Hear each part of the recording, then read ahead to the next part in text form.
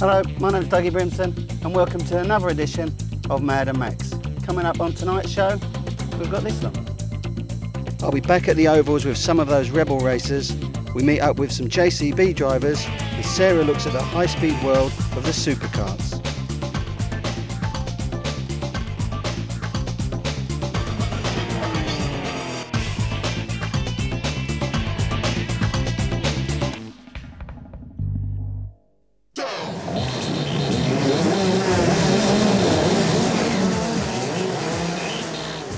Most of us will have had a thrash in a go-kart at some point, and most of the current Formula 1 crop have graduated from the ranks of kart racing. But there is much more to karts than messing around on a Sunday afternoon. Oh yes, the karts that you and I may have thrilled ourselves in at 30 miles an hour are very different from these. The 250 Nationals. 0 to 60 comes up in just under 3 seconds, and on the straights they can reach speeds of up to 140 miles an hour. There are 8 rounds in the UK 250 National Kart Championship. The performance of these karts allow them not to only race on so-called short circuits, like here at Darley Moor, but also long circuits like Cadwell Park and Donington Park, which have hosted rounds of the British Touring Car Championship and Formula 1. Let's find out what it's all about from Graham, an experienced karting racer. This is a 250 National Kart which I race. For my years I've been racing 125s. The season going with mixed fortunes. Although we've been quickest at all the tracks we've been to, we've had a lot of teething troubles. At most circuits in this country, karts do hold the outright lap records. They are by far quicker than bikes by the sheer nature of the corner speed they can produce. Karting has had the image of being a seaside resort type sport, but the technology in karting these days is very close to F1. One of these will do 0 to 60 in about 2.5 seconds. Top speed is about 140 miles an hour. Being only 1.5 inches off the floor, no suspension, the drive through the corner is quite phenomenal.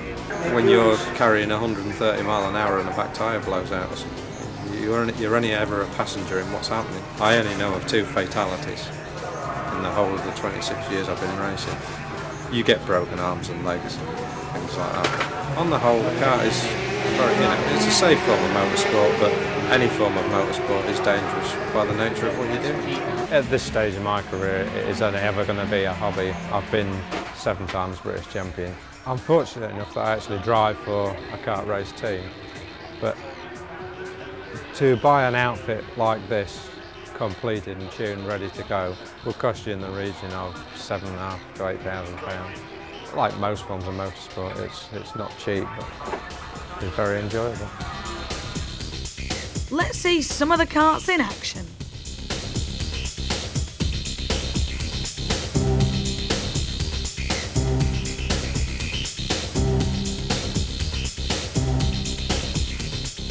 Where these karts really make up their pace is through the corners. They lose very little speed, which allows them to lap significantly faster than the far more complex, expensive and exotic race machinery.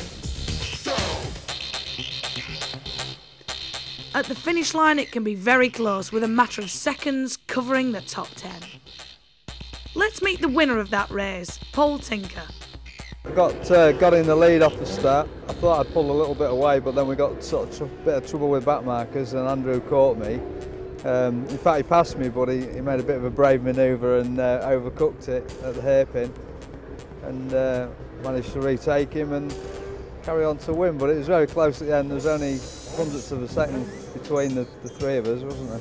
Coming up against back markers and you're doing about 120 miles an hour and you're catching chaps, you know, sort of 30 miles an hour slower than you. It can be a bit hair-raising at the chicanes because there's only one line through. But the marshals are pretty good here. They wave the blue flags, which let the slower drivers know that there's somebody coming. So it's not too bad, really.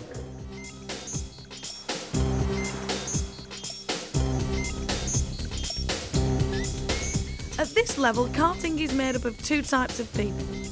Those who want to progress to single-seat formula and those who have found the sport that they want to compete in.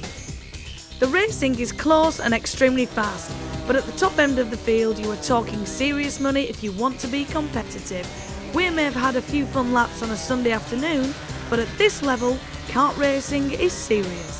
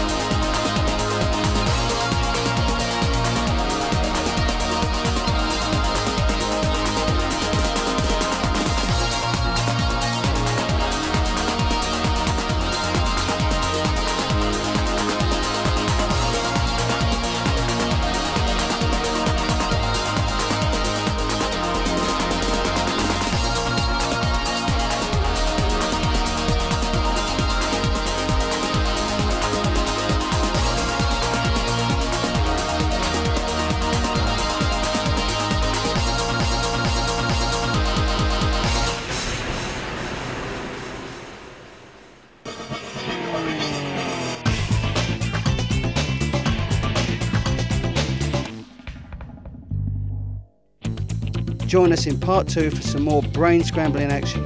We dig the dirt on a JCB race and we meet up with the mad world of rebel racing.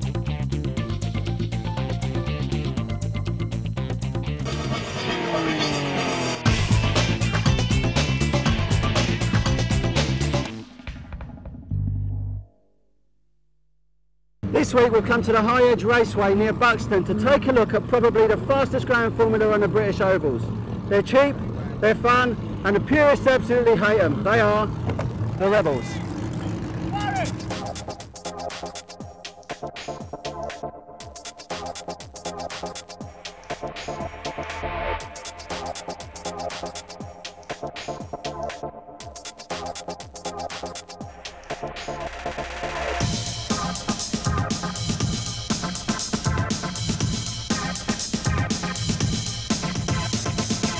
So can you explain to us what the whole concept of Rebels actually is and how it originated? Well, Rebels racing started in 1995.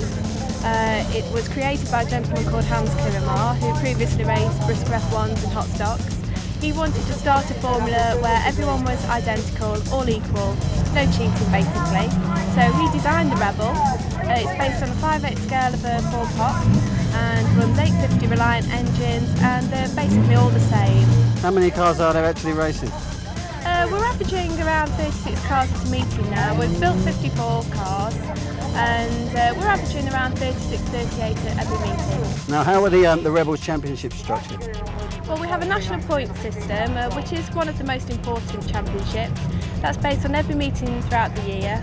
All the points are calculated and the top point scorer obviously is the national points. And then we have our worldwide rebellion at Northampton. Now, for those people out there who do want to get into Rebel racing, what kind of costs are involved? Well, a hire fee for the day is £200 and that's everything included. You just turn up and have 3 good races. If you want to purchase a car, they're £6,000 brand new, but second-hand ones vary from around £3,500 to £4,000. Now, what's the future for Rebels? I think it's onwards and upwards. Since 1995, we've been constantly building new cars, and it's just growing and keeps on growing.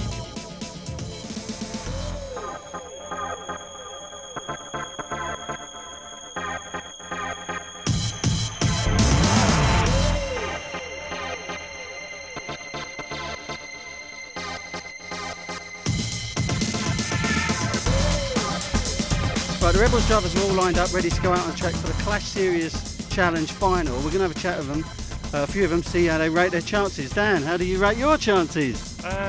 Not too well at the moment. Hopefully we'll have a couple of cautions which will bring me up, but starting too far back I feel. Whereabouts are you on the grid? 9th row outside, so it's 18th. So. It gets quite hectic out there sometimes. Do you employ any particular tactics in something a race this long? Well, hopefully you want to start slowly really and just watch the track ahead and try and keep a bend head all the time and keep out of trouble. One of the things about Rebels in particular is that it's all about momentum. How do you make sure, or try and make sure, that your momentum keeps up, as it were? It goes back to what I said before really. It's always thinking a bit ahead so you can keep out of trouble and try not to use those brakes too much and keep your speed up in the bends. What do you do? I mean, if someone does go in front of you, you know, there's the old rule, you aim for where they were or where they are. How do you see things like that? Well, hopefully if they're a slower driver you can give them a tap and they'll give you away, but the bigger drivers you want to put them out enough so that they don't get you again on the next bend. The beauty of Rebels is that while many drivers own their own cars, you can actually hire one to race on the day. Meet Dave Yapp, who today is driving car 777. Dave, you hired today. Why? Basically, I know exactly what it's going to cost me. The car's prepared for me. I just turn up, drive it. They give me a super competitive car, and I've got no worries of preparing cars in the week or anything. I just turn up and drive. And is that a big attraction? It's just the easiest way for me. And it's not the first time you've hired either, though, is it? No, we've been hiring for 3 years and not missed a meeting in 3 years. So yeah, it's slightly dearer, but I really do enjoy it. It is a really enjoyable sport, not to look at, but also the people who are involved. Is that why you keep coming back? Yeah, I mean, there's a tremendous amount of new talent turning up, and there's some good old people as well that keep going. I've raced for 29 years in various different formulas, and yeah, I'll just keep coming back till I've had enough. It's like a drug. That's right, yeah.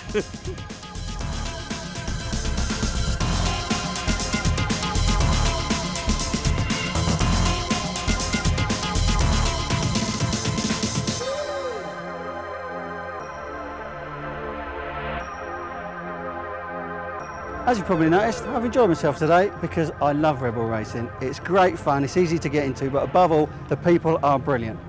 And what more can you say than that?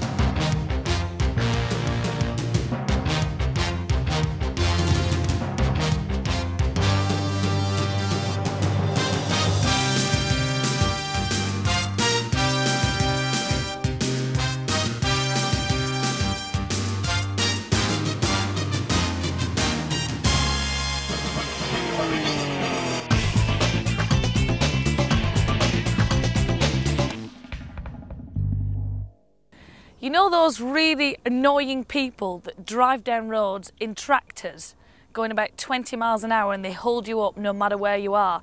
Well, at weekends, this is what they do.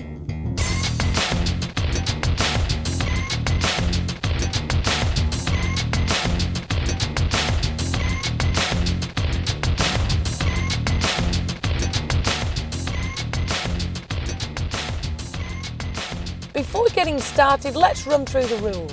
4 machines race at a time, battling through the mud and around a cone. Then it's into the field and around a tree to pick up a cone. Back around that same tree to drop the cone. Then back into the mud to negotiate a slalom course before the finish. Before racing, one of the instructors talks me through the controls. So Andy, before I get in this and race it, how does it work? Show me the controls. Well, controls are ignition, turn it on, accelerator and brake, forward and reverse, lift it up, push it forward, you go forward. Yeah. And the same principle for reverse. Okay, it's got a 4-speed manual gearbox, got a little button on the side that acts as a clutch, same principle as in your car. Okay, push the button in, change gear and let go of the button. You must make sure you let go of the button though, or you don't go nowhere. Okay, now I'm going to call that number 1. And that's number 2. And that's for the bucket? That's for the bucket. The tricky bit? The tricky bit, yeah. Push it, pull it back, it goes up, push it forward, lowers it. Okay? Yeah. Also, on number 1, if you push it to the left-hand side, it tilts the bucket, and right-hand side brings the bucket back. Okay? Number 2, push it forward, we'll open the bucket up. Yeah. Don't ask me to repeat that.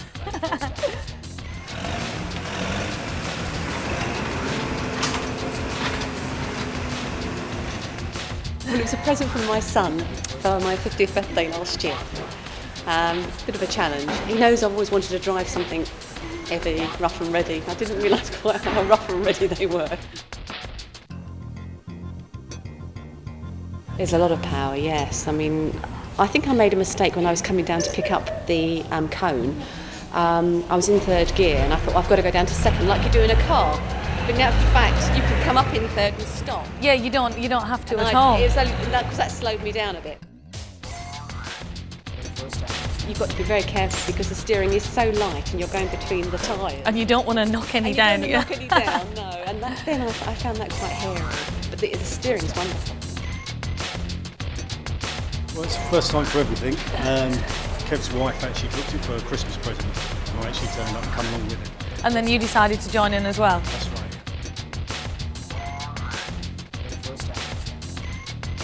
Kev's got another... I've got rally driving is the next one. Also, his wife's trying to kill him. I think she's trying to finish me off, basically, yeah. Slow but careful, that's what you've got to do, really. There's no point in steaming off because you don't get anywhere for some reason. If you just take your time and try and take people, when you pick up the cones, drop the cones, that's where you can make up some places. Yeah, definitely. That's what I'm going to do. Just take it easy. Let's hear from the organiser, Louise Adelano. The racing first started about 8 or 9 years ago. We are the only people in the country to be currently running this type of activity, and we really want to be able to offer it to all types of people to come along, all age groups as well. We've had people who've been in their 70s. We had one lady come, she was 68, she'd never even driven a car before in her life, and she had cataracts, and she had the time of her life. My fiance really bought me this for a Christmas present. She knows I like to do things which are different, and I've been around Brands Hatch before, and she just thought this is the ultimate. There's something different to do. You get in the machine and you think it's going to be easy, and it all suddenly comes together, and there's hands going here and there's feet going everywhere, but the exhilaration of it is unbelievable. I came last with style. I could not get the hang of the bucket and picking up the cone. I could drive in a straight line okay and ran the obstacle course, but the picking up the cone did me, I'm afraid.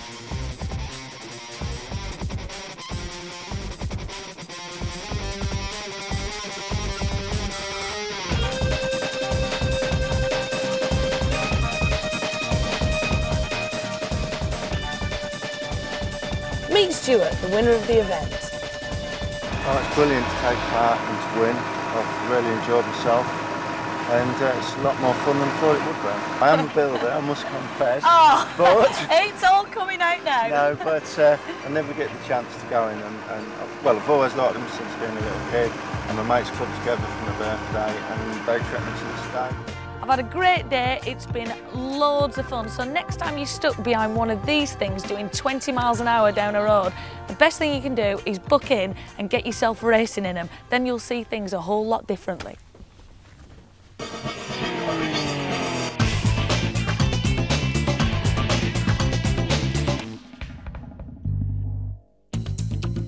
Next week's Madder Maxx is full of wacky motors. Sarah heads down to the ovals for some reliant robin racing, and I'll be looking at a sport where they do their racing in skirts. It's hovercraft racing. Join us again next week.